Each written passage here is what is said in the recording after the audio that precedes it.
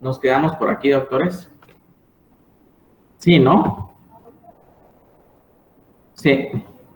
Sí, doctor. Bueno, y entonces hablando ya en sí de la bacteria más frecuente que se encuentra en la vía urinaria, pues la más frecuente es la Escherichia coli, ¿no? Basándose en criterios genéticos y clínicos, estas cepas de E. coli pueden ser clasificadas en tres grandes grupos, que son las cepas comensales, cepas patógenas intestinales y las cepas patógenas extraintestinales. A diferencia de E. coli comensal y patógenos intestinales, los extraintestinales, entre los que se incluyen los uropatógenos, van a derivar principalmente del grupo filogénico B2 y en menor medida del grupo D. Y van a albergar genes que codifican factores extraintestinales de virulencia, ¿sale?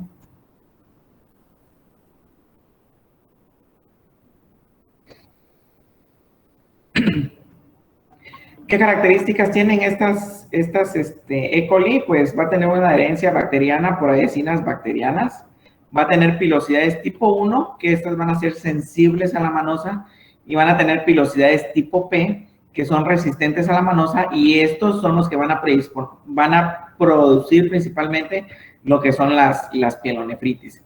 Sale entonces la E. coli, tiene la estructura, la bacteria con sus pilosidades, que son los que van a permitir que se adhiera al uroterio, dependiendo de ciertas características que debe tener tanto en este caso sería la bacteria o patógeno y el huésped, ¿no? Y si se encuentra en medio ambiente para que se lleve a cabo la infección. Sí, vamos a ver que tiene receptividad por las células epiteliales, principalmente por el epitelio vaginal y en la vejiga por la fimbrias H. Habitualmente van a haber defensas naturales en las vías urinarias, ¿sí? En la región periuretral y en la uretral. En la flora normal van a existir lactobacilos, estafilococo coagulasa negativo, corynebacterias y streptococcus. Van a predisponer a que haya una resistencia a estas infecciones. Cuando estas se alteran, pues va a haber infección. Si también la orina tiene ciertas características que van a impedir que haya infección. El pH, acuérdense que un pH ácido va a predisponer a que no haya desarrollo de bacterias, ¿sí? Pero también predispone a la aparición de cálculos de ácido úrico. La osmolaridad que tiene la orina, la concentración de urea y ácidos orgánicos también protegen para que no haya infecciones en la vía urinaria. La presencia de glucosa, doctores, en pacientes diabéticos principalmente, acuérdense que la glucosa va a ser un sustrato con el cual se van a nutrir las bacterias y van a predisponer a la infección. ¿Sí? Y también ciertas características que tiene la vejiga de vaciamiento vesical.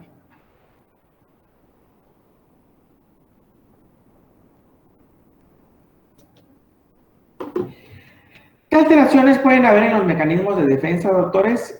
Obstrucción al tracto de salida urinaria, reflujo vesicoureteral, enfermedades subyacentes, diabetes mellitus, necrosis papilar renal, VIH, embarazo, lesiones de la médula espinal con vejigas de alta presión, que estos pacientitos van a tener, habitualmente van a tener sondas y estos van a predisponer a la aparición de infecciones por persistencia bacteriana o por recurrencia bacteriana. ¿Sí? ¿Qué manifestaciones clínicas vamos a tener principalmente en este tipo de pacientes? Va a depender de la ubicación de la infección en el tracto urinario. ¿Sí? Entonces,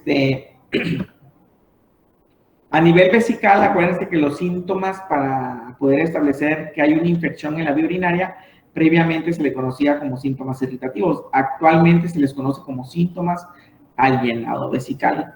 A nivel renal, acuérdense que para que llegue una infección a nivel del riñón, la infección es ascendente.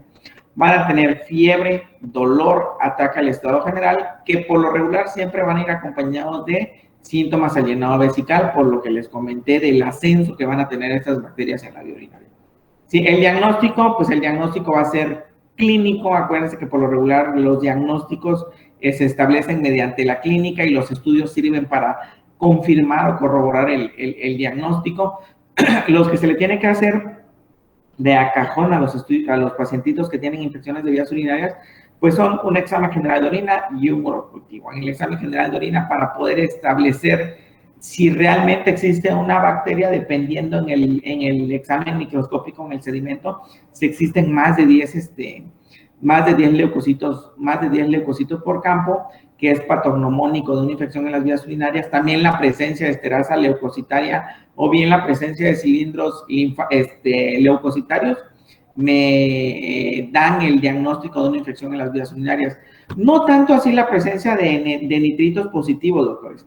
Si acuérdense lo que les dije, ¿no? A veces el resultado de la presencia de nitritos en la orina, algunos médicos y algunos químicos dicen, no, pues es que tiene una pielonefritis, ¿no? Es una infección a nivel renal. Si acuérdense que los nitritos habitualmente en la sangre se van a encontrar en forma de nitratos y son degradadas por las bacterias que afectan a nivel renal y las convierten en nitritos. Sí, pero acuérdense que no necesariamente todos los pacientes que tienen nitritos positivos van a tener una infección.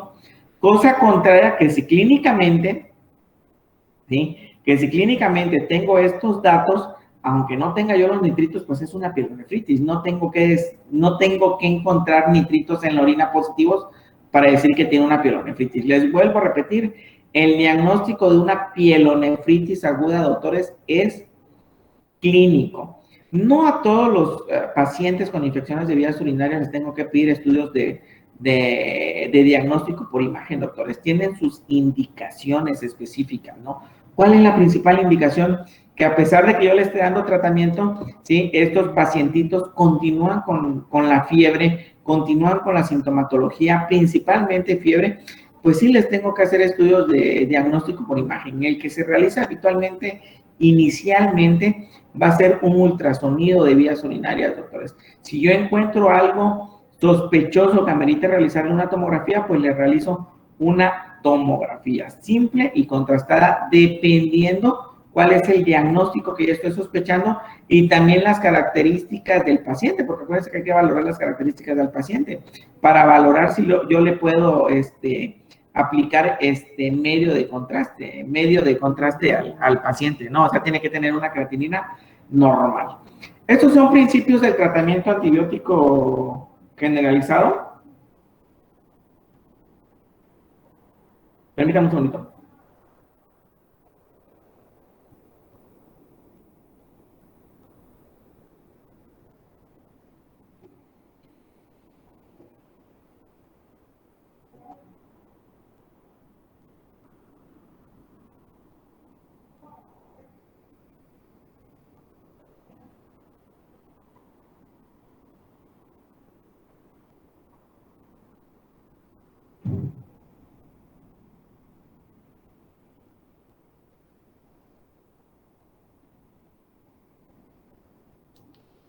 Sí, entonces los principios del tratamiento, acuérdense que iniciamos la clase diferenciando cuándo es una infección de vías urinarias, complicada o no complicada, principalmente para el tratamiento también, doctores.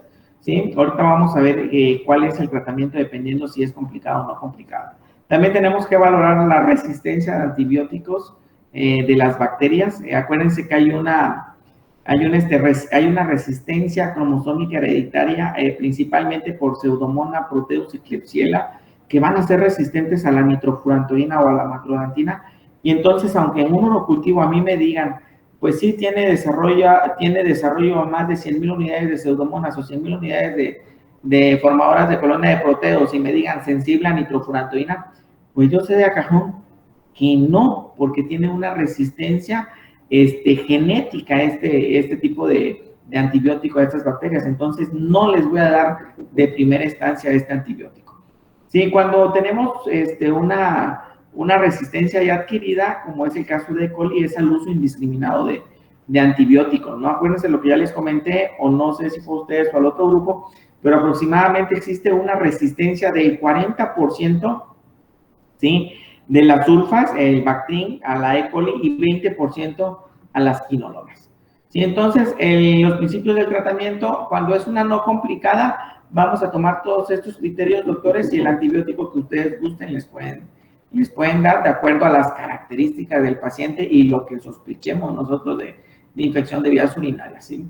Cuando es una infección de vías urinarias complicadas, a los pacientitos se tienen que hospitalizar, doctores, y se les tiene que dar este esquema de ampicilina más aminoglucósido, tomando en cuenta y valorando la función renal del paciente, doctores. Porque hay algunos urólogos, algunos especialistas que tienen una infección de vías urinarias complicadas e inician de una vez con carbapenémicos.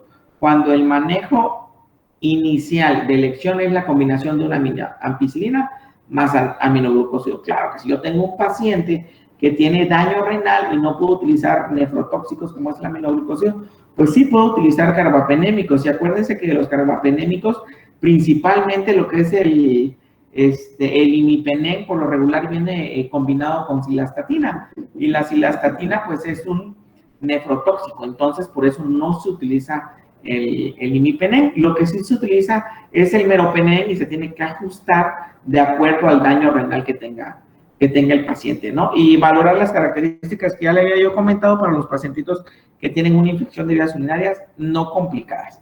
Hay que valorar la elección del antibiótico, qué tiempo va a durar el tratamiento y la profilaxis en procedimientos urológicos comunes.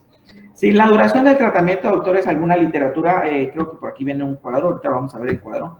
Alguna literatura dice, incluso literatura urológica, dice que por lo regular el tratamiento son 2, 3 dosis, incluso en las enfermedades de transmisión sexual, ¿sí? Pero acuérdense que de acuerdo a los libros de farmacocinética y farmacodinamia, por lo regular los antibióticos no deben de ser de menos de 5 días por el riesgo de crear resistencia, al igual que antibióticos por más de 10 días, ¿sale? Por igual, por el riesgo de la resistencia bacteriana.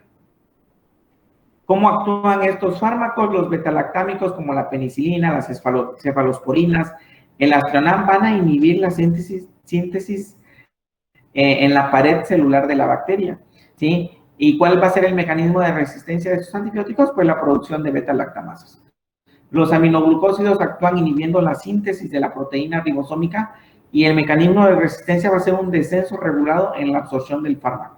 Las quinolonas inhiben la DNA girasa bacteriana y el mecanismo de resistencia va a ser la mutación del sitio fijador de la DNA girasa, y la nitrofurantoína o la macrodantina inhibe varios sistemas enzimáticos en la pared bacteriana. No se ha aclarado la resistencia que existe a este fármaco, doctores, pero por lo regular, hablando de Proteus y Pseudomonas, es genético.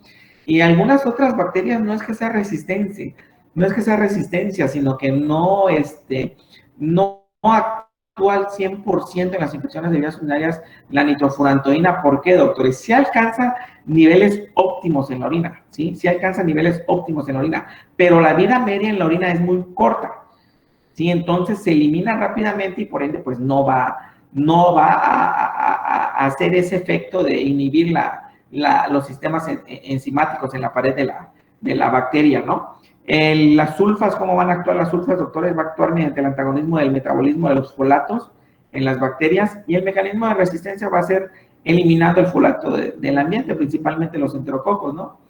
Y la vancomicina, ¿sí? ¿Cuál es el mecanismo de acción? Igual que los beta-lactámicos, ¿no? Van a inhibir la síntesis, pero en otro punto diferente a los beta-lactámicos, ¿sí? ¿Cómo va a ser el mecanismo de resistencia? Alteraciones enzimáticas del peptidoglicano diana.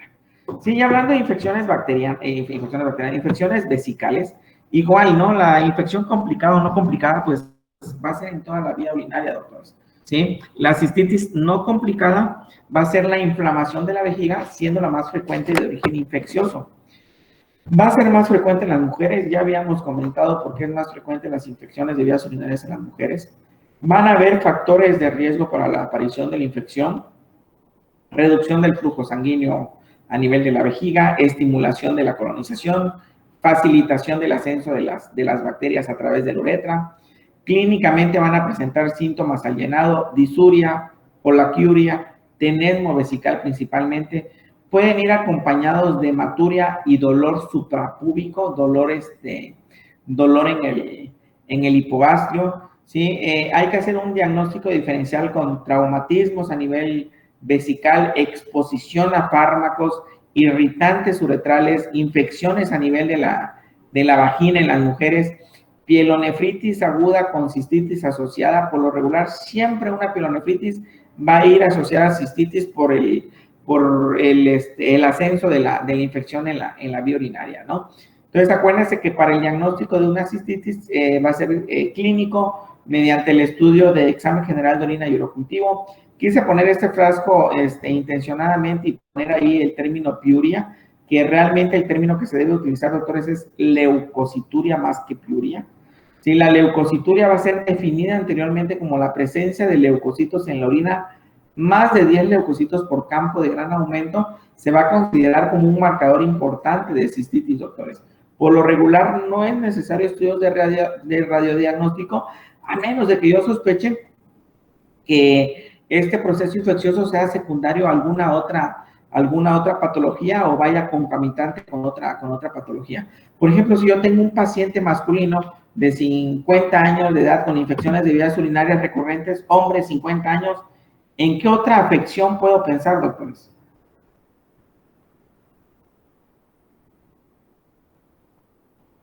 ¿Prostatitis? Hiperplasia prostática, doctores. Crecimiento prostático. Es más frecuente en los pacientes mayores de 50 años, crecimiento prostático. La prostatitis, doctores, va a ser en pacientes más jóvenes, ¿sí? Entonces, pacientes mayores de 50 años que tienen infecciones de vías urinarias recurrentes, entonces tengo que sospechar yo en un crecimiento prostático y por ende tengo que pedirle estudios de rayos X. ¿Qué estudios les voy a pedir?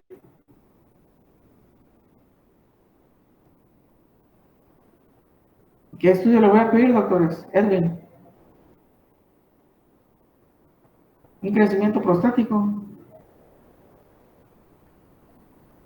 ultrasonido. Sí, doctores. Un ultrasonido de próstata transabdominal con medición de orina residual, doctores. ¿Sale? Entonces, era lo que les comentaba, no es necesario estudios de radiodiagnóstico a menos de que sospeche yo otra enfermedad concomitante. El tratamiento se puede manejar ambulatoriamente. ¿Cuáles son los objetivos de este tratamiento? Eliminar los gérmenes del tracto urinario inferior, controlar los síntomas, prevenir posibles complicaciones y evitar recidivas, doctores. Sí, lo que les comentaba de los cuadros, entonces este cuadro incluso lo maneja el Cambridge, doctores, sí, pero pues yo ya sé que aproximadamente existe una resistencia a las sulfas hasta un 40% de E. coli. Y aproximadamente, ¿qué porcentaje de las infecciones de vías urinarias son por E. coli, doctora Xiomara?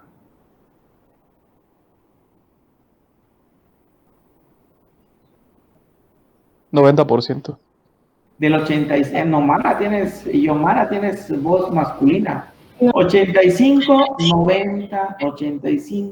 90% de las infecciones de vías urinarias va a ser secundaria a E. coli, doctores. Entonces, todo eso tengo que valorar para dar un tratamiento, doctores. En cuanto al uso de trimetoprim con sulfas, en cuanto al uso de trimetoprim, ciprofloxacino aproximadamente existe una resistencia del 20% de E. coli, no tanto así Norflo y Levo o Moxi, porque son quinolonas ya de segunda y tercera generación. Cipro es de primera generación. Sí puedo utilizar Norflo, sí puedo utilizar Levo, sí puedo utilizar Moxi, o puedo utilizar incluso ofloxacino, doctores, que son de generaciones más recientes. Nitrofurantoína, con lo que ya le comenté, pues hay que valorar si se utiliza. Principalmente la nitrofurantoína se utiliza como profilaxis para tratar de evitar que las infecciones se sigan presentando en pacientes que tienen sondas Foley, en mujeres que tienen infecciones de vías urinarias recurrentes relacionados con las relaciones sexuales. Entonces, sí está indicado utilizar ahí nitrofurantoína.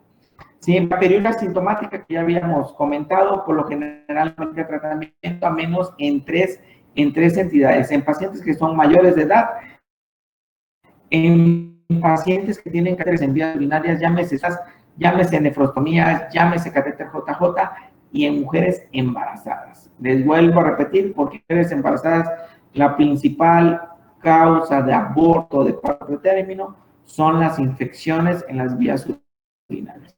¿Sale? La cistitis complicada, ¿cuál es el tratamiento? Acuérdense que el tratamiento combinado de todas las complicaciones en la vía urinaria va a ser ampicilina más aminoglucósido.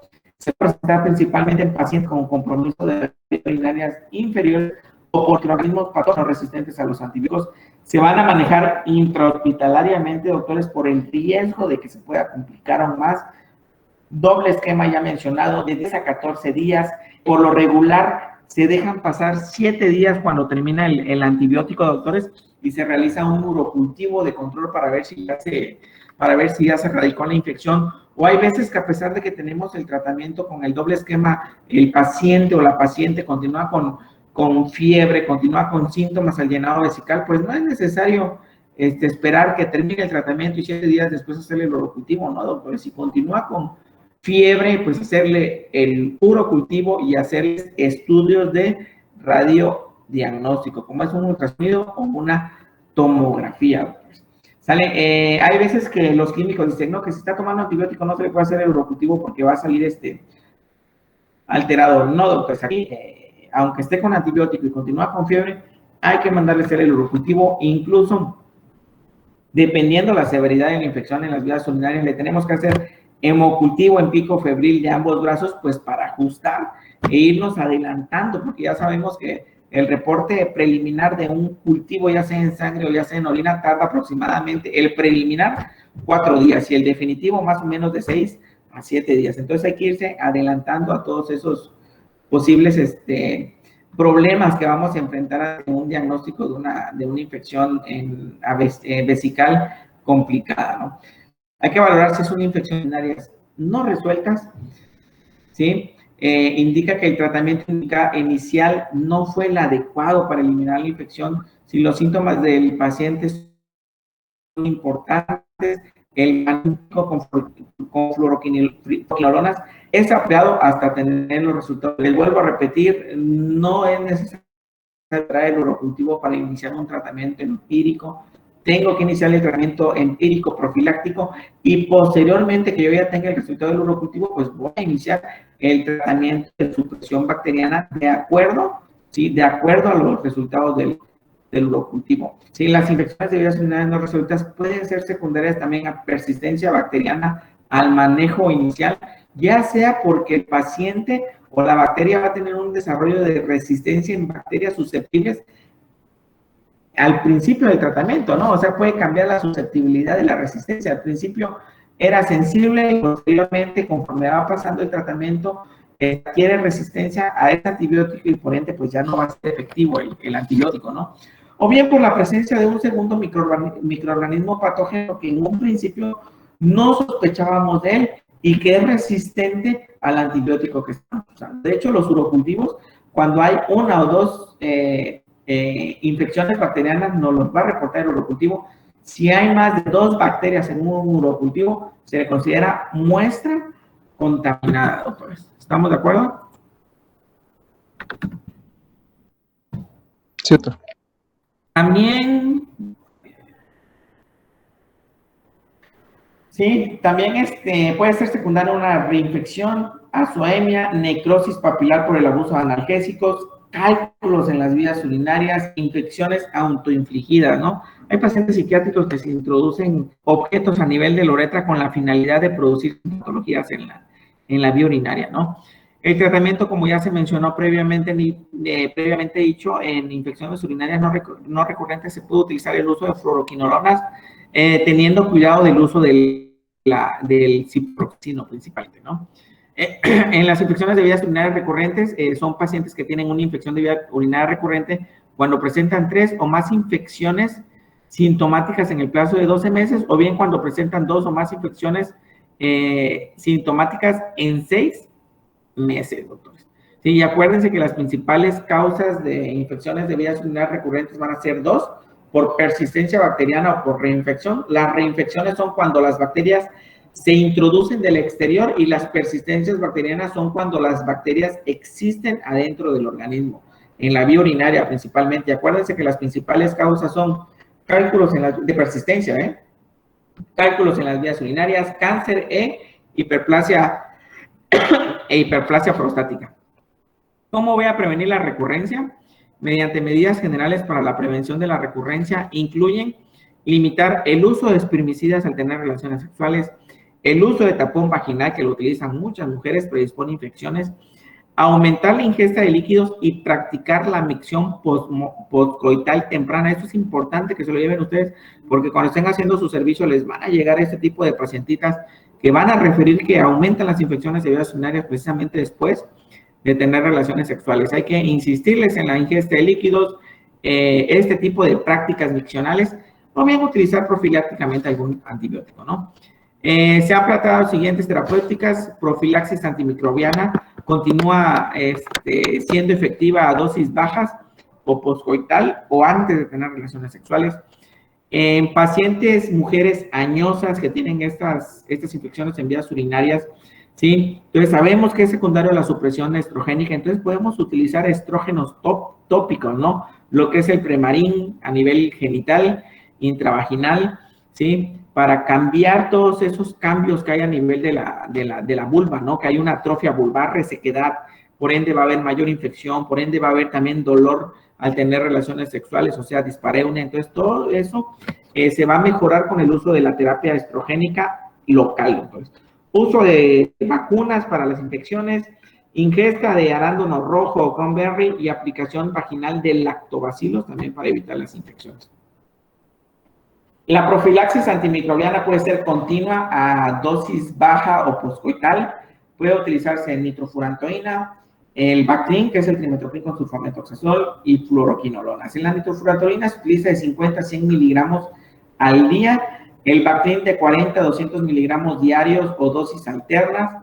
Las fluoroquinolonas, principalmente el ciprofloxacino, se utiliza dosis de 125, ¿sí? O bien 250 miligramos diarios, y norfloxacino 200 miligramos, ¿sí? Como profilaxis antimicrobiana postcoital. Ya entrando a infecciones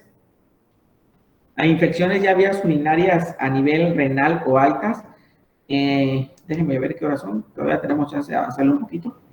Sí, hablando de infecciones de vías urinarias altas, estaríamos hablando de la pielonefritis aguda, que es la infección más frecuente, ¿no? A nivel del riñón. Va a ser secundario un proceso inflamatorio del riñón y de la pelvis renal, por eso es pielonefritis. Sí, el diagnóstico va a ser clínico, doctores. La triada característica va a ser fiebre, dolor lumbar y ataque al estado general, con o sin escalofríos. ¿Sí? En el laboratorio vamos a encontrar leucocituria importante, cilindros granulosos o cilindros leucocitarios, o bien esterasa leucocitaria. Ya ven que a nivel de laboratorio aquí se abarca más a estos parámetros, incluso más que a los nitritos, lo que les comentaba previamente. Actualmente ya los nitritos ya no es diagnóstico para la pielonefritis aguda, doctores. E. coli se va a presentar con una incidencia hasta el 80%, seguido por Proteus, Klebsiella, Pseudomonas, Serratia, Enterobacter, Citrobacter, bacterias gram-positivas, rara vez van a producir pielonefritis. Hallazgos radiológicos que vamos a encontrar principalmente, doctores, en este tipo de pielonefritis: el riñón va a estar aumentado de tamaño, ¿sí? Y por cierta acción que tienen estas bacterias a nivel de la pelvis, va a haber cierta dilatación de los cálices y del uretero, principalmente en el tercio superior. Entonces, la dilatación, doctores, en vías urinarias no necesariamente es secundario a una obstrucción, ¿sí? Acuérdense que clínicamente vamos a ver cuando hay una obstrucción, que ya lo vimos cuando vimos semiología, ¿sí? Pero no solo va a haber dilatación en las obstrucciones, doctores. También una pielonefritis me puede producir una dilatación y ectasia tanto de pelvis, cáliz y uretero. Claro, la dilatación no va a ser tan importante como una obstrucción, eso nos va a servir de parámetro para poder distinguir, ¿no? Patológicamente, ¿qué vamos a encontrar en el riñón, doctores? Vamos a encontrar abscesos, aparte que está aumentado de tamaño, sí, vamos a encontrar un infiltrado de neutrófilos, sí, en el parénquima, así como la formación de abscesos o microabscesos en el parénquima renal, doctores. Histopatológicamente, así se define la pielonefritis aguda. ¿Sí? Entonces hay que hacer un diagnóstico y diferenciar con qué tipo de patologías, doctores: apendicitis, diverticulitis, pancreatitis. Por eso todos los pacientes que llegan con dolor abdominal, ¿sí? Acuérdense que el dolor en una pielonefritis, el dolor por lo regular es lumbar, pero puede hacerse o reflejarse anteriormente en el abdomen.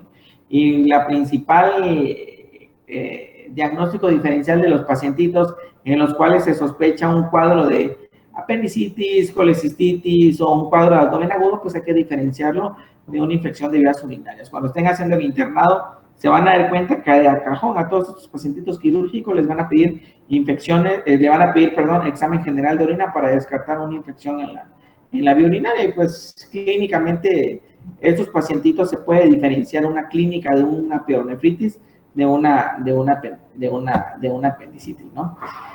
El tratamiento para una pielonefritis aguda, doctores, hay que diferenciar si es una no complicada o una complicada. Si es una complicada, el tratamiento es hospitalizarse.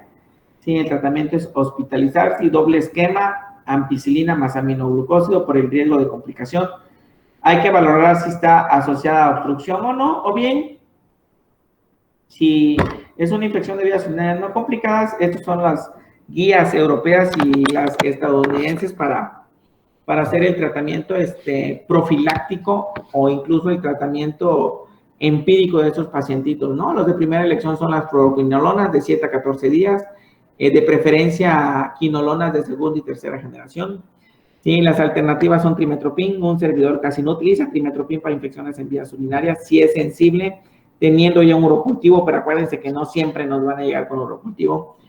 La amoxicilina para infecciones por gram positivos, la amoxicilina más ácido clavulónico igual para ampicilinas, para bacterias gram positivos que son beta lactámicos resistentes, entonces les dan el clavulanato para contrarrestar esa resistencia.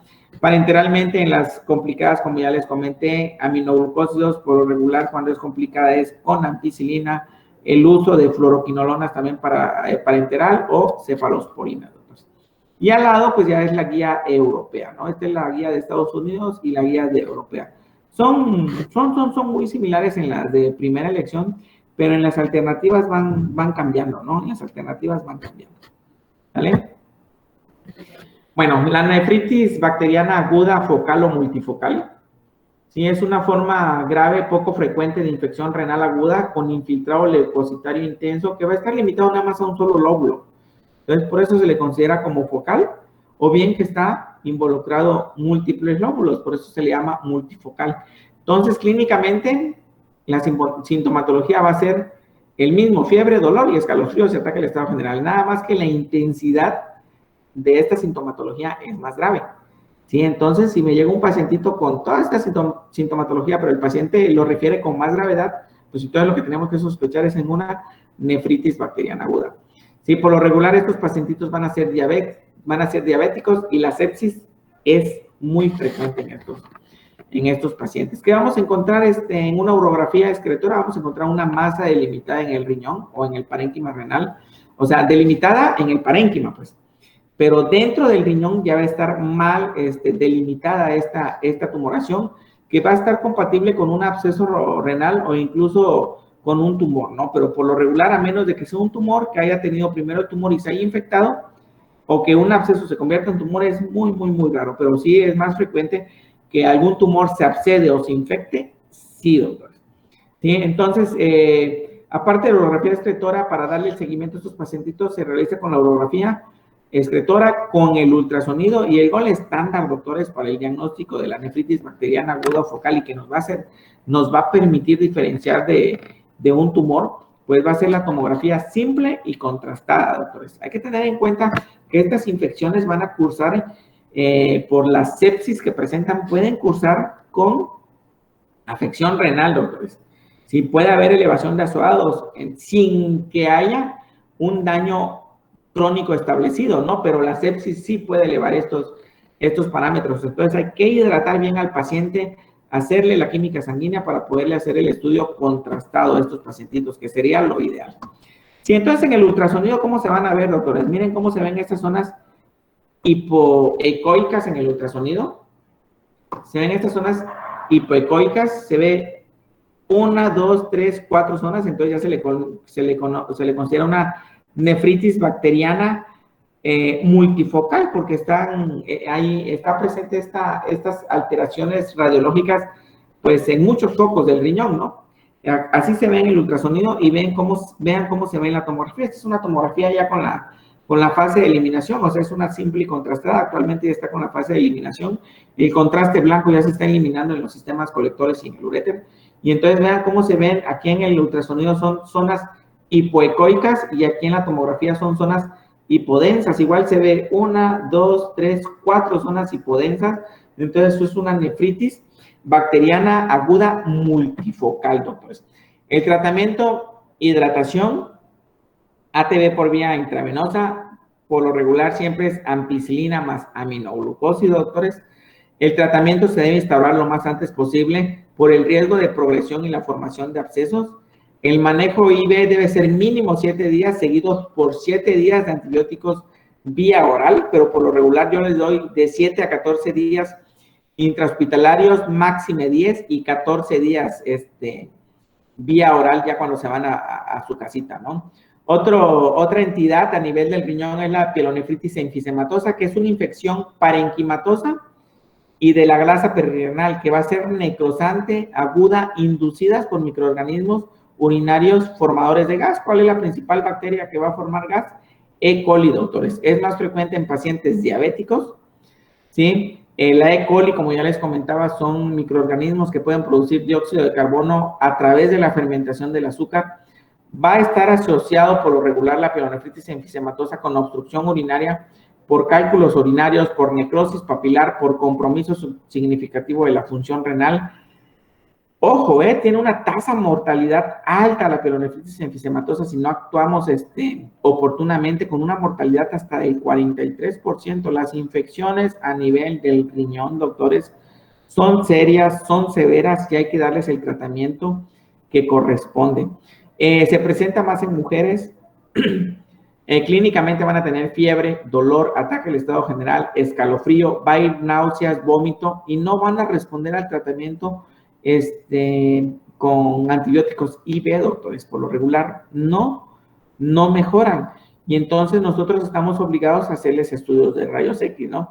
El de elección es la TAC. Alguna literatura dice que el gas se puede ver a través de una placa simple de abdomen. Sí, doctores, pero acuérdense que existen estructuras anatómicas que se superponen a todas las estructuras que están en el retroperitoneo.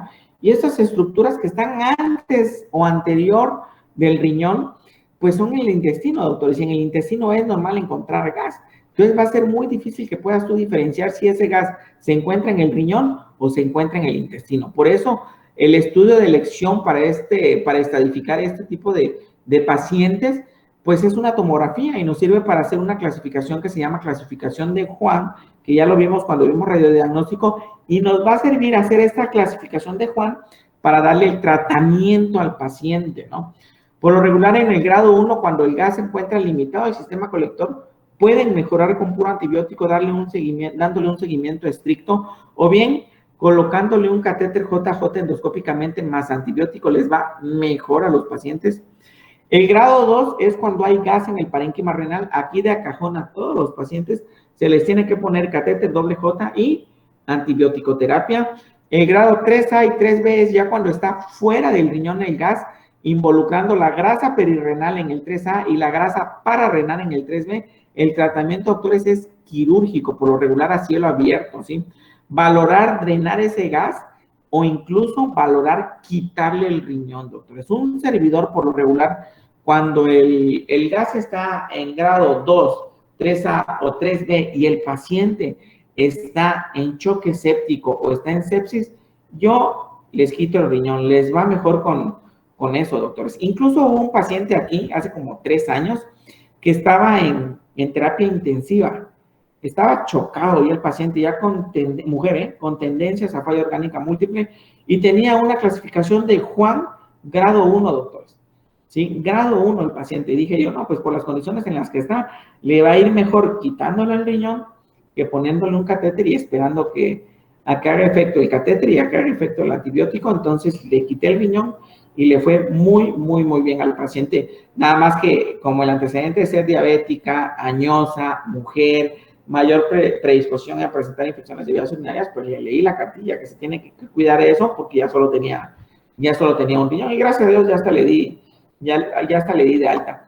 Cosa contraria cuando es un grado 4, doctores. Un grado 4 es cuando es un paciente que es monorreno y tiene gas, o bien hay afección en ambos riñones. Lógico, si hay afección en ambos riñones, doctores, pues no le voy a quitar los 2 riñones, ¿no? O si es un paciente monorreno, pues no le voy a quitar el único riñón que tiene. Claro, hay que valorar la gravedad de la enfermedad que tenga el paciente.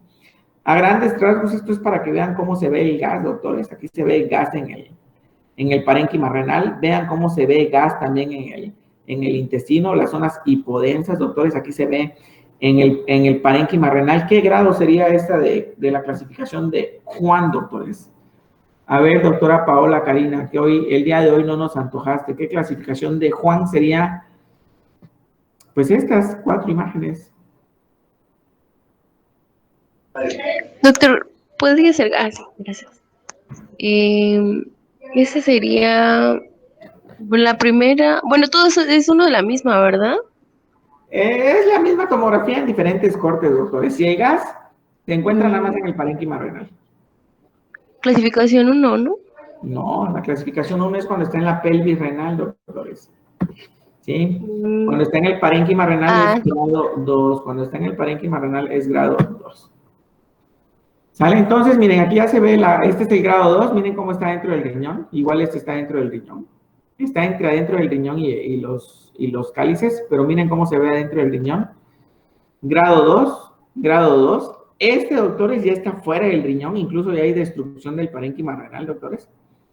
¿Sí? Este probablemente esté por de fuera del riñón en la grasa perirenal, puede ser Juan 3A, ¿sí? Juan 3A.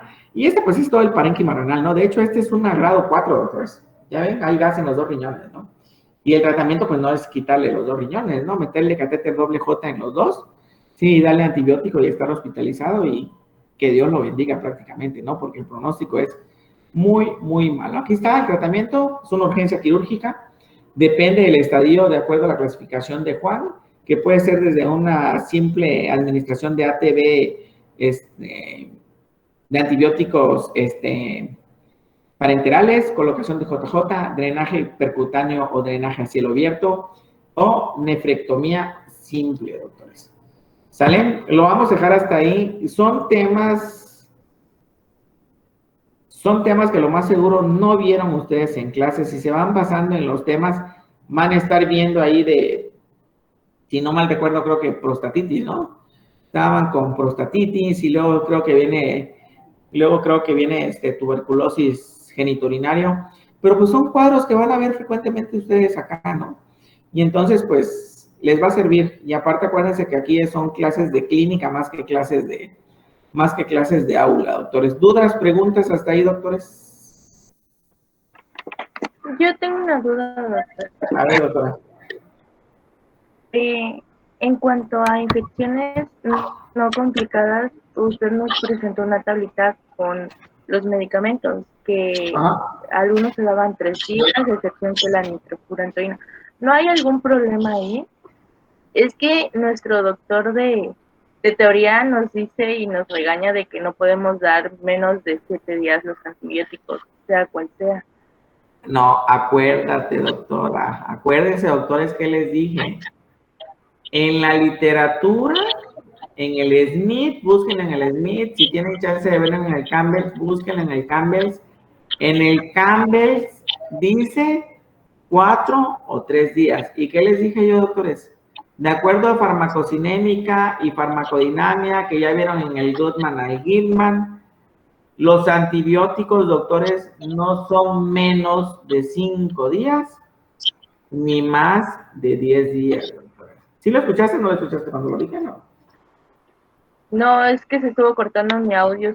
Solo pude ver la tablita y por eso me quedé. Sí, eso fue lo que... Sí, eso les dije, doctores.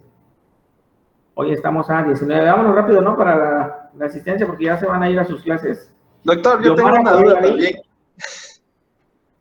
A ver. Por ejemplo, en lo que dijo de las mujeres posmenopáusicas que se le da tratamiento hormonal, también se le puede dar un tratamiento farmacológico si esta paciente o esta tuviera, no sé, infecciones de vías urinarias muy recurrentes. Sí, si está relacionado con atrofia de la vulva, sí, Edwin. Si está relacionado con atrofia de la vulva, sí. O sea, de acuerdo a la edad. Pero, por ejemplo, a una mujer de 20 años que está con infección de vías urinarias recurrentes, hormonalmente está normal. ¿De qué te sirve darle estrógenos conjugados tópicos, no? Entonces, eso se lo das en las pacientes postmenopáusicas. Acuérdense que existe una deprivación estrogénica y entonces ahí sí se van a beneficiar con ellos. Por eso las mujeres postmenopáusicas tienen atrofia de la vulva, tienen resequedad, tienen dispareunia, tienen infecciones y les va mejor con eso. ¿Sale? Yesenia Pérez. Presente, Doc. Karen.